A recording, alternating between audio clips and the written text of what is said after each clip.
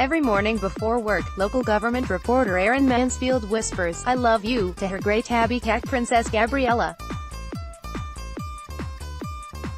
Then the 28-year-old gets in her blue 2007 Chevy Cobalt and drives 15 minutes to the offices of Tyler Morning Telegraph, a daily newspaper with a circulation of 22,556 in Tyler, Texas, where she has covered city government for the past 7 months.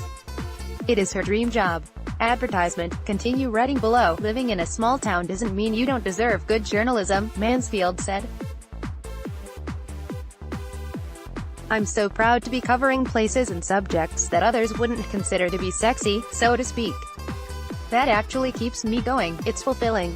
On Thursday afternoon, 1,300 miles from Tyler, 5 reporters at the Capitol-Gazette newspaper in Annapolis, Maryland were murdered when a gunman stormed their newsroom.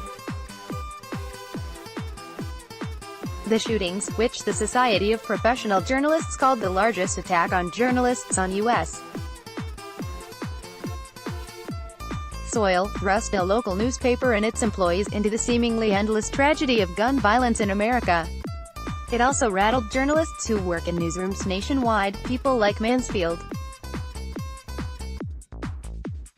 Mansfield was at her paper's weekly budget meeting, where the editors and reporter make assignments, on Thursday when the attack in Annapolis happened.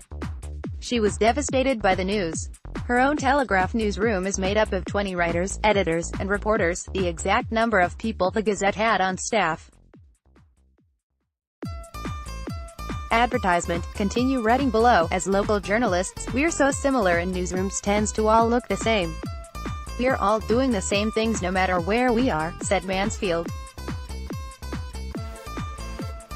"It is sort of feels like I know other local journalists, even when I don't." Telegraph staff quickly published an Associated Press story about the shooting on its website and then met to talk about safety in the newsroom.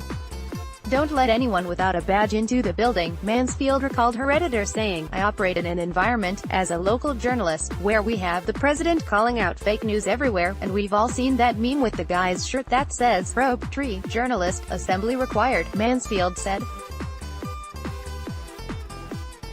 "The reality of our profession is we're trying to kick down doors to get basic information, and sometimes people get frustrated or send you a sternly worded email, but now the possibility of a mass shooting has been added into that mix, and that's a little unsettling." Advertisement. Continue reading below. Advertisement. Continue reading below. While reporting is Mansfield's dream job, it's rarely glamorous. On Wednesday morning, for instance, she met an intern she's mentoring this summer at the Telegraph's downtown headquarters.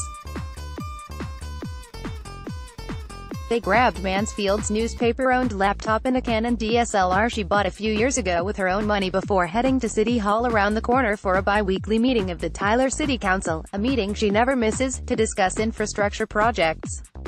She makes a point to take as many photos of local government officials with her Canon as she can, so the Telegraph has them on file. "Newsrooms have been getting smaller," Mansfield said. "At my first full-time gig, my duties had previously belonged to 2 different people. I've spoken to older, retired or former journalists who are often shocked at how much I do." Advertisement. Continue reading below. Wednesday's council topic, as it tends to be, is about highways and annexing land.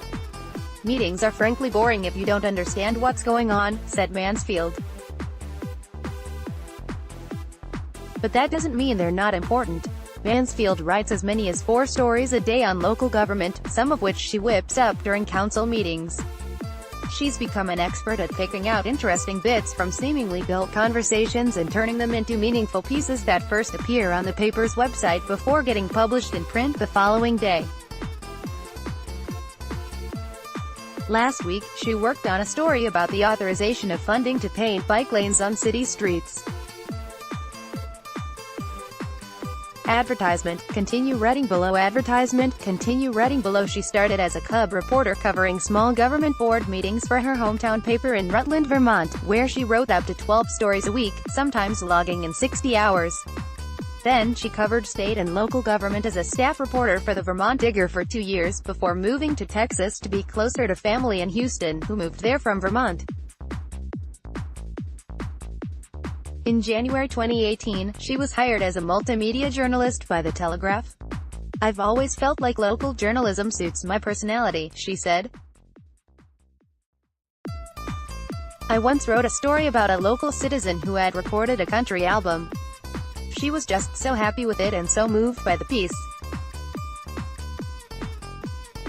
And I was like, I'm just doing my job, but people are thanking me all the time and I'm like, this is just a job. Mansfield wouldn't disclose her salary. According to the Bureau of Labor Statistics, the median annual salary for reporters in Texas in 2017 was between $38,610 and $41,190. But that's the median. Reporters at the bottom 10% of the salary spectrum make just $22,970 a year. It's no secret that local journalists are at the end of the totem pole in terms of salary, Mansfield said. I do what I do because I love it. Advertisement. Continue reading below. On Friday morning, less than 24 hours after the devastating shooting, a journalist at rival publication Tyler Loop brought the Telegraph staff chorizo, sausage, and potato and egg breakfast tacos from Lindo Mexico restaurant No. 2. It was a comforting thing to be reminded how much we, local journalists, all love and appreciate each other, says Mansfield. You read the profiles of these people who died in Annapolis, and you're like, I had an editor like that, or, I know a sports reporter like that. What we do as local journalists becomes such a big part of who we are. Our profession becomes our family.